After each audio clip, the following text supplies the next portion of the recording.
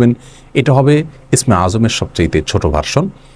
আর যদি কারোর হাতে সময় থাকে তাহলে তিনি ইসমে আজমের যে দোয়াটি আমরা কথা বলেছি, আল্লাহুম্মা ইন্নী আসআলুকা বিআন্নী আশহাদু আন্নাকা আনতাল্লাহ লা ইলাহা ইল্লা আনত আল আহাদুস সামাদ আল্লাযী লাম ইয়ালিদ ওয়া লাম ইউলাদ ওয়া লাম ইয়াকুল লাহু কুফুয়ান আহাদ। এই দোয়াটা তিনি পাঠ করবেন, করে আল্লাহর কাছে তার চাওয়া পেশ করবেন। জীবনের কঠিন মুহূর্তগুলোতে বিশেষ করে এই ইসমে আজম পাঠ করে আল্লাহর বাবার কাছে দোয়া করব, সেটা অবশ্যই আল্লাহ তাআলা কবুল করবেন যদি দোয়ার মৌলিক শর্তগুলো আমরা পূরণ করে থাকি।